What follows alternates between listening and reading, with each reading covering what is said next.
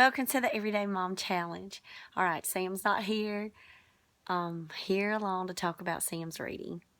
All right, my baby's in 3rd grade, and he had substitutes for a couple of years when he was in public school, and his reading skills were well below average. When we started homeschool at the beginning, I've talked to you about how I incorporated sight word instruction. That sight word instruction was through YouTube videos that I found to be very successful in building up his basic reading. What I also find is very successful with Sam is to be honest with him, because he knew that his reading was not where it needed to be. He knew he wasn't on grade level. He knew he struggled with books. He knew he didn't like to read independently, and it would result in tears. And I'm stupid, and I can't read, and I'm not like my brubby, because he would, the comparison of the siblings. And I think it's best to be honest with our kids. Now, when I taught elementary school, I would actually cut off grade levels because I didn't want to, hurt the esteem of the kids that I was working with.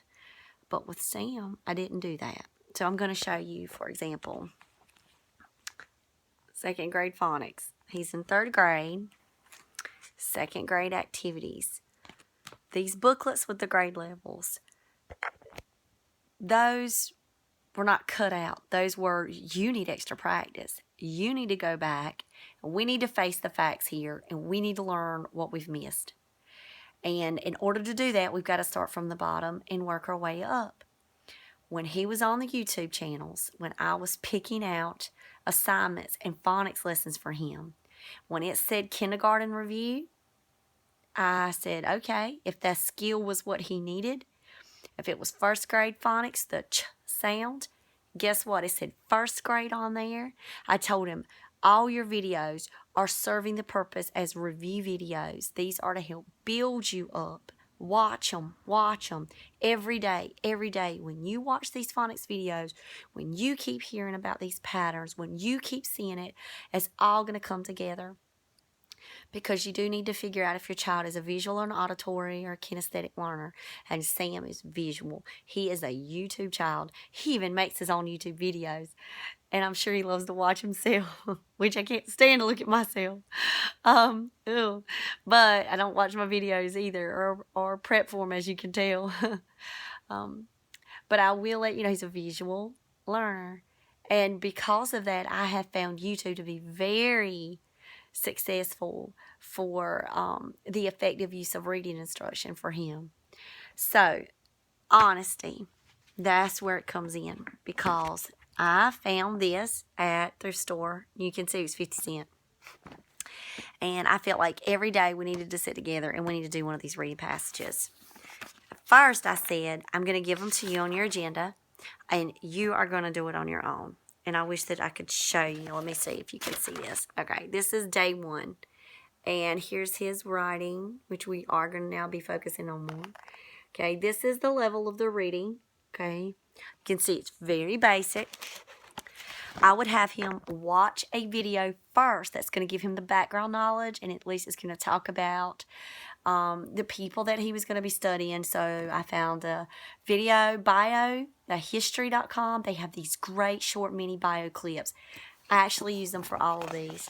So he would watch Pocahontas on the YouTube video on his own, and then he would read this with me. This would bring him tears. This would bring him trying to hide under a blanket. Very emotional time for the reading because he struggled, and it was every other word he would stop. This was at the beginning of our semester. This was in August. Well, we started in September 1st, so this was the beginning of September. And this is the level that he was on of frustration. It was extreme frustration. But I told him, you're in 3rd grade. You're going to work these with me. I'm going to help you with these. I would go through, like I said again, building up the background knowledge. I felt like that was very, that was good for him. When we went, knowing we were going to go on our trip, for me to do my dissertation work in Atlanta, I had to buy workbooks.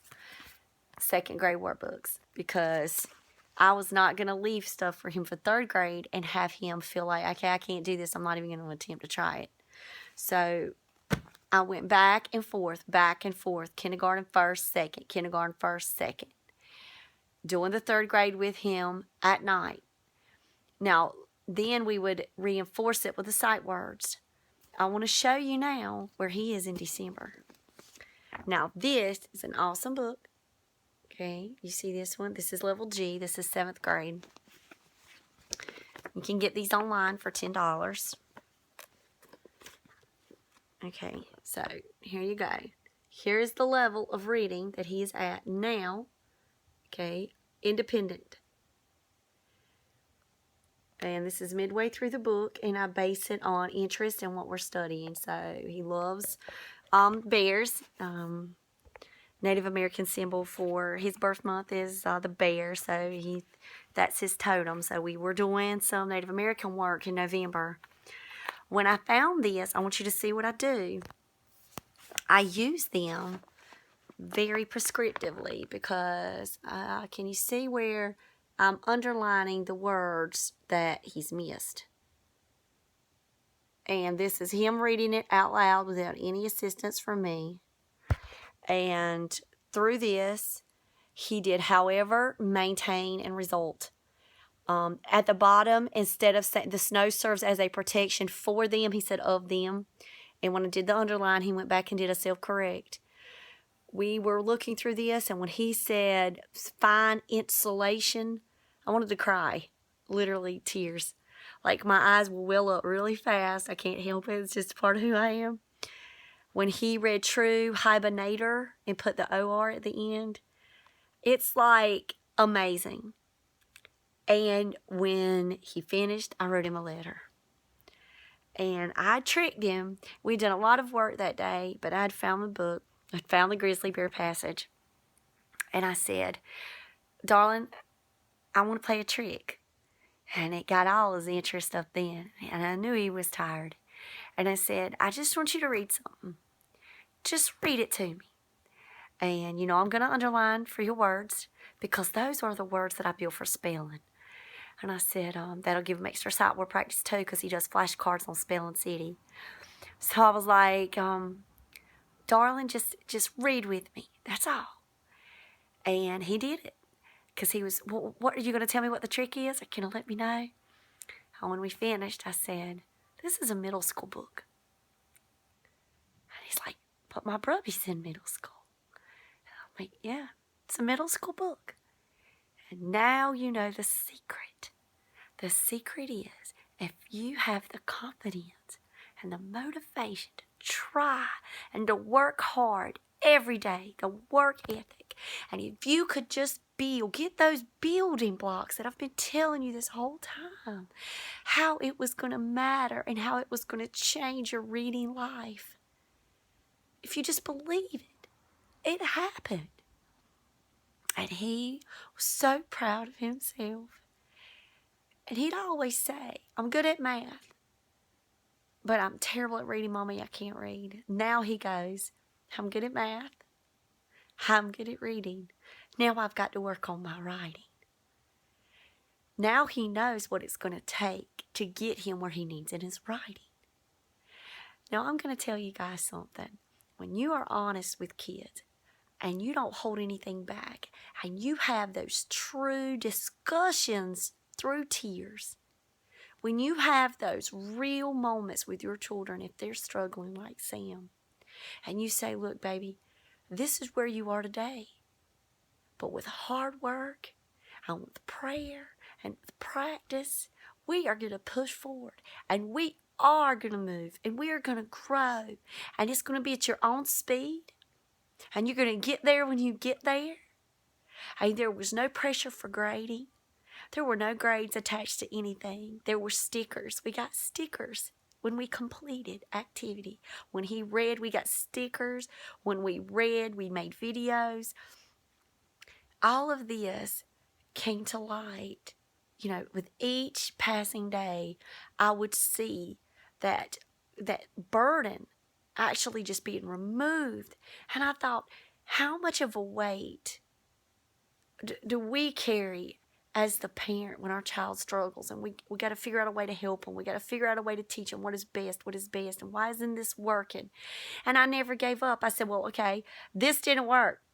Okay, he's not going to do this with me this way. So now I got to figure out another way. And I was constantly online looking for ways to build him up. And what could I include in his day, in his agendas that would just increase the reading? I got to pound the reading, because once I knew that if I pounded the reading, then everything else was going to fall into place, because this is the component of literacy that I needed for him, the reading and the vocabulary. And sure enough, here we are in December, and we saw the tiers. You saw the level. I'll show you. This brought tears. That. Tears. This brought a celebration. So it's been these months just letting him go with it, without the weight of the school language on his head, without pushing him too hard, without expecting too much, but just giving him what he needed. And making sure that every day I challenged him with something new, but it was something also that he could feel successful at doing. And the YouTube videos, I'm telling you, that in itself, for a visual learner, when he kept seeing the patterns, it would be a whole week of Silent E as a Ninja. Off of, oh my gosh, I love that video, Silent E as a Ninja, because my baby's a Shadow Ninja. The electric company. Then it would be all Silent E patterns. Every day, Silent E. Every video, the whole week, we did themes. So then we did pattern words, and then we did pattern on spelling. Everything was related. All of that immersion into the reading skill, the basic reading skill that he should have gotten in first grade, he was missing in third. So as our parent job is to say, what is our child missing, and how can we give that information to them in a way that's not going to put fear and burden, on their shoulders, but actually give them something engaging and something that they're going to look forward to doing, and they learn without knowing they're learning. And that's the beauty and the secret, is that honesty with the child, letting them know, look, this is where you are today. And every day we would talk about it, and every day it would be motivational, encouraging words. Every day it would be more and more. Well, I'm going to add another video. I'm going to add some more today. Sam, you got to do this practice. Look, baby, this is not third grade. This is just practice. Telling him the truth. Now, when he says, I read this middle school book, it has more meaning to him, because he can put value on the levels of where he was. It's not just, I can't read it, to now I can. It's, look, I was still going back and doing my color words, and now I'm reading about grizzly bears, and I'm reading this by myself in comparison to the first grade easy readers from Barnes & Noble that I love. I love them, and they have the one in the circle, the DK readers. Going from that in September to this at Christmas. So just keep having the faith. I'm going to keep sharing strategies and what I did, but I think being honest is one of the best strategies that you can offer your child. And it opens for communication. It opens the lines of, I need to accept that this is our current state. There's no more, I would have loved to go around, bragging, Solomon, he's awesome. He's genius in his reading. I love to brag about Sam that way. But I was having to be honest with myself, honest of how I felt that I had let my child down. And then I had to take responsibility. And also, he had to take responsibility for his learning. And we had to stop making the excuses and just buckle down and do it. And I think that's where that honesty comes in. So Be honest with your kids and have those real conversations. I'm just really proud of Sam. I know that if you could just give him a shout out, or if you have children that you could have watched this video, just tell them, don't give up.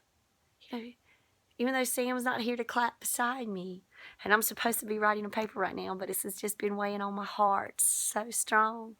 Tell your kids don't give up. And keep finding ways. Ask them what works for you. What works? What works? And that way, when you find out what works, jump on it. Just like I know that you two work for Sam. I've been it's just been a blessing. I would have never thought to teach this way. When I did homeschooling before, never in a million years. But all kids are different and they learn in different avenues. You know, Solomon was great with me one-on-one, side by side, textbooks and books, and we worked it real time. But I'm telling you, Sam needed all that work, all that backup work. So YouTube has been my tutor. And I've been the teacher. So I just want to say thanks to all the people out there that make the YouTube videos that have truly increased my child's learning.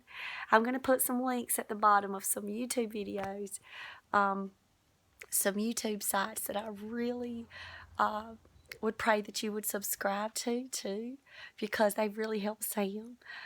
It's the daily reading books where they read a storybook out loud. He has to go through that till the beginning, middle, and end, and follow along on the screen. Those are awesome, and I'll put some of my favorite ones at the bottom. But I hope that you have a blessed day, and pray for me, and I'll be praying for you. So from King's Academy to your homeschool. See you later.